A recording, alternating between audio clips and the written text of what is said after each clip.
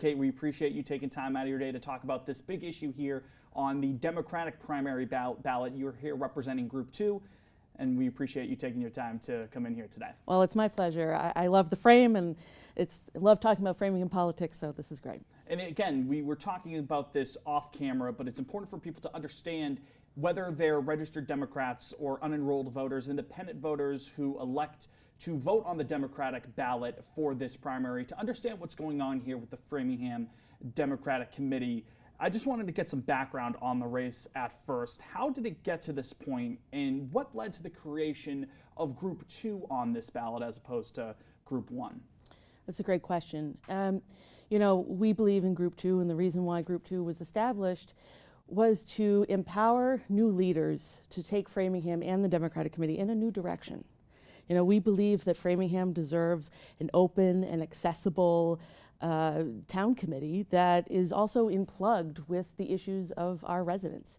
You know, I've been a member of the Framingham Democratic Committee as a full member for the last 4 years, and there's some good work that happens there. But if we're going to write postcards to people in Georgia about their election, then we should also be concerned about the environmental justice sites here in Framingham. There's a lot of issues in our backyard. And so the reason why we came to this point as well is because our current committee, the leadership, has let us down through scandal, not retaining members, and not doing more to recruit more people. Now, you mentioned the general platform of Group 2, and at the end of the day, the role of the FDC is to promote the Democratic Party at the local, state, national levels. Are there any specific strategies in mind for Group 2 to accomplish that if they are to come out on top as a collective on the ballot in this primary? Everybody who's in Group 2 is very active in the Framingham community. We have the current school committee chair, Jessica Barnhill. We have State Representative Priscilla Souza, who was also a former school committee chair. Adam Freudberg, who was the school committee chair after that. Before that, is also part of this group. We have people who are on the Community Center Advisory Committee, the School Building Authority.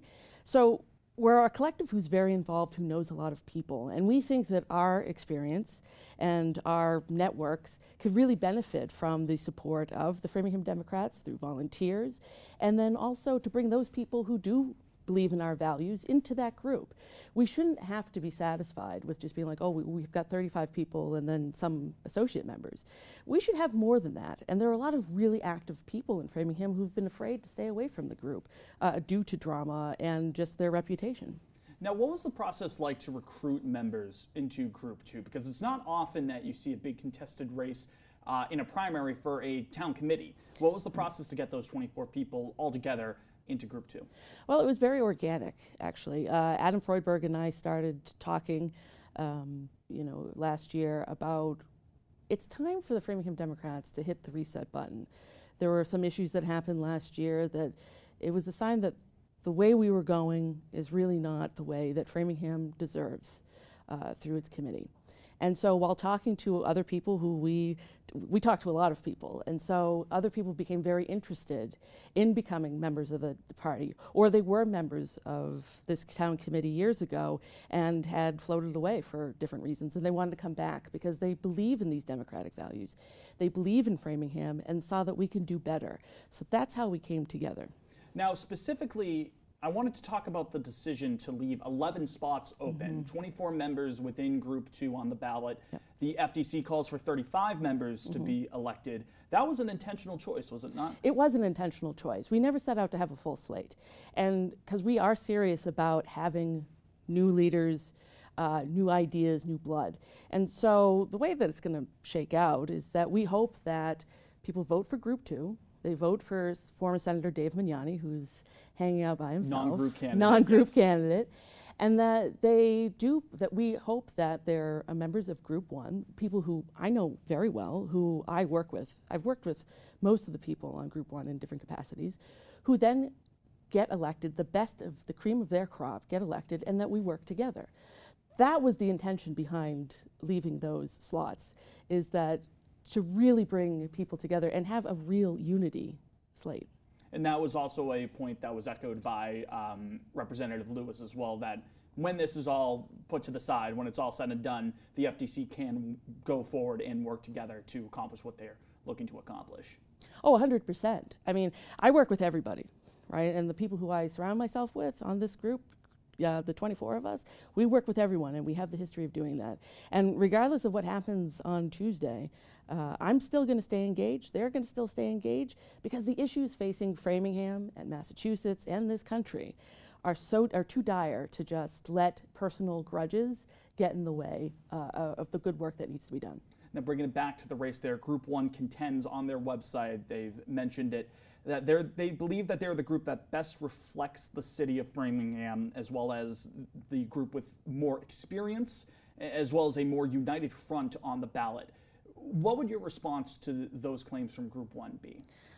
You know, I have to laugh, because somebody I know, a friend of mine, was at Stop and Shop, and some of their canvassers were out front saying that Group 1 is, they work the hardest and they do all this work. I'm not going to take away the work of some members of Group 1.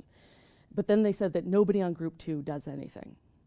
And I have to laugh, because Group 2 is, again, as I said, one current school committee member, two school committee chair, two former school committee chairs, members on all these different committees, former counselors. We have a former town clerk. These are people who are very active in this community and who have seen it all, some of it, and some people are just very new, but they're plugged into their community, and they want to do more. So when I hear, they're more experienced, that's not the case. The experience is very much here on Group 2. Now, when people go to the polls on Tuesday for this primary, what's the one or two things you would want them to think about as they're looking at the decision between members of Group 1 and members of Group 2? The biggest thing is that it's time for Framingham to empower new leaders. Look at the ballot. Do you want to stay the same with people who've been there for a while, or do you want to take a bet and really put Framingham and the Framingham Democrats in a committee and in a position that works for everybody? We think that it's time for a new direction and new leaders. I have said that I believe that Framingham's leadership is stuck in the status quo. So when you go into that ballot box, my big ask is, where do you want Framingham to go? Stay the same or move forward? Mary Kate, is there anything else you want to add while we still have you here? I'm just glad to be here, and I think the biggest thing, the greatest thing that's come out of this race is that A, it's brought attention to the Framingham Democratic Town Committee. B, it's increased interest in wanting to join. And I've met so many people who want to get more plugged in. So regardless of what happens on Tuesday, this was a big success for Framingham and for the Democrats. Mary Kate, again, we appreciate you taking your time to talk about this. Thank you. Thank you, Brendan.